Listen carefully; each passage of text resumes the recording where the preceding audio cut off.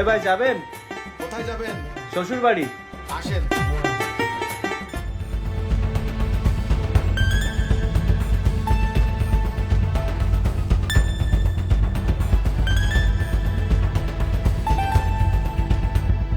আচ্ছা, আজকে আমাদের তিনটা জামাই বাড়িতে আসবে। আজকে একটু ভালো পোশাক পরতে পারতে। পোশাক মানুষের ব্যক্তিত্ব বহন করে না।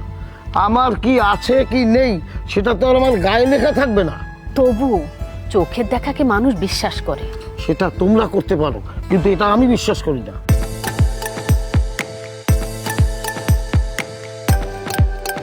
আসসালামু আলাইকুম।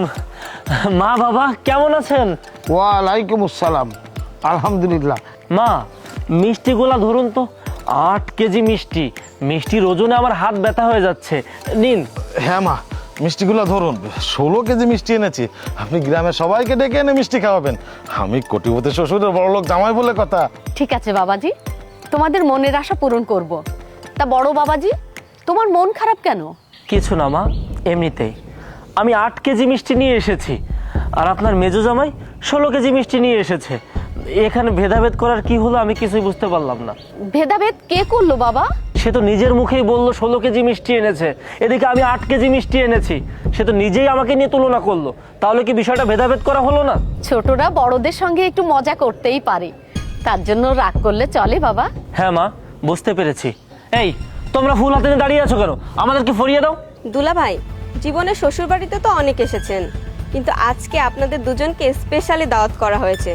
তো যার জন্য আজকের দিনটা স্পেশাল, তার জন্য একটু অপেক্ষা তো করতেই হবে। এত সহজে তো মালা পরাবো না। বাহ, বিয়ে হতে না হতেই নিজের স্বামীকে এতই প্রাধান্য দিচ্ছ, দেখে ভালোই লাগলো। কি মেজো দুলা ভাই, আমি কি খারাপ কোনো কথা বলেছি নাকি? আমি এখানে কোনো কথা বলতে চাচ্ছি না। 16 কেজি মিষ্টির কথা বলে এমনিতে আমি ফেসে গিয়েছি। মেজো ভাইরা ভাই, তুমি এমনিতেই চালাক, তবে আমার সাথে চালাকি করতে এসো না, বুঝতে পেরেছো? হ্যাঁ জামাইরা, তোমরা নিজেদের মধ্যে এত চুল ছেঁড়াছিড়ি করছো কেন? মা মিথিলা, তুই ছোট জামাইকে একটা রিং দিয়ে দেখতো কত দূর এলো। বাবা, আমার সাথে তো কথা হয়েছে 10-15 মিনিট আগে। এতক্ষণে চলে আসার কথা। বেশি না, 2-3 মিনিটের ভিতরে চলে আসবে। ওহো বাবা মা, সে কখন আসবে? তার জন্য কি আমরা এখানে মিষ্টি হাতে করে নিয়ে দাঁড়িয়ে থাকবো নাকি? আপনারা ভেতরে চলুন তো। হ্যাঁ বাবা, অনেক দূর থেকে জার্নি করে এসেছি, চলুন ভিতরে চলুন। আচ্ছা চলো। দাঁড়াও, বলছিলাম কি, আমাদের 3 মেয়ে ওদের স্বামীদের জন্য সারা রাত জেগে অনেক শখ করে মালা তৈরি করেছে। তাই ওদের ইচ্ছা যে ওদের 3 স্বামীকে একসঙ্গে বরণ করে নেবে। এতক্ষণ যখন অপেক্ষা করেছি, আর 5টা মিনিট অপেক্ষা করো। কিন্তু বড় জামাই মেজো জামাই এত জার্নি করে এসেছে, তাদের দিকটা তো একটু দেখতে হবে নাকি?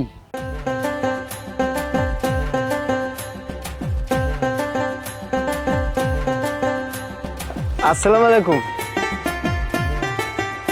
বাবা মা কেমন আছেন আপনারা? ওয়ালাইকুম আসসালাম। তা বাবা তুমি কে? তোমাকে তো ঠিক চিনতে পারলাম না। মিথিলা, তুমি চুপ করে আছো কেন, বলো। বাবা, এই তোমার ছোট জামাই দীপ্ত। ও আচ্ছা, তা তোমার বাড়ির সবাই ভালো আছে তো? জি বাবা, সবাই ভালো আছে। এটা আমি কি দেখছি? আমাদের ছোট শালিকা সবসময় বলতো সে নাকি কোটিপতি ছেলেকে বিয়ে করবে। তাহলে এই কি সেই কোটিপতি চাষা? আমার মুখ থেকে তো কোনো কথা বের হচ্ছে না। এর মতো একটা চাষাকে কি করে আমরা ভাইরা ভাই হিসেবে পরিচয় দেবো? হ্যাঁ, আমার ছোট শালি কোথা থেকে একটা চাষাকে ধরে এনে বিয়ে করেছে। ওই চাষার সাথে দেখা করার জন্য এতগুলো টাকার মিষ্টি নিয়ে এসেছি। ছি! বড় বাবাজি, মেজো বাবাজি, এই হলো তোমাদের ছোট ভাইরা ভাই দীপ্ত। আর দীপ্ত, এই হলো তোমার বড় ভাইরা ভাই, আর এই হলো মেজো ভাইরা ভাই। পরিচিত হও। আসসালামু আলাইকুম ভাইজানেরা, কেমন আছেন? আমি দীপ্ত। হ্যাঁ বুঝতে পেরেছি, তুমি দীপ্ত। হাত বাড়িয়ে দেওয়ার কি আছে? আরে সম্পর্কে যেহেতু ছোট, সেহেতু হাত ধরলে সমস্যা কি?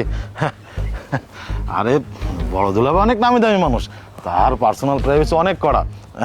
তুমি তার কথা কিছু মনে করো না, আমরা এখন থেকে সবাই মিলেমিশে থাকবো। আরে এত সময় হাত ধরে রাখার কি আছে? মেজো বাবাজি, তোমার কথাটা আমার খুব ভালো লেগেছে। আচ্ছা যাই হোক, তোমরা এখন সিরিয়াল করে দাঁড়াও, আমার মেয়েরা তোমাদেরকে ফুল দিয়ে বরণ করে নেবে।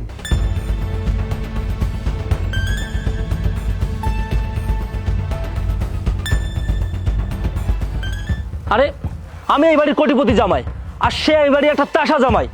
আমার গলায় যে ফুল, তার গলায় সেই ফুল। কি বাজে গন্ধ! গোলাপ ফুলের মালা দিবে না আমাকে? আরে ভেদাভেদ খুঁজে কি লাভ দুলাভাই? আপনি ঠান্ডা মাথায় কোনো কাজ করতেই জানেন না। আচ্ছা, আমরা অনেক দূর থেকে জার্নি করে এসেছি, এখন ঘরে চলুন তো। জামাই বাবাজিরা, তোমরা নিজেদের মধ্যে মনোমালিন্য না করে এসো, ঘরে এসো, তোমাদের খাবার দিচ্ছি, এসো।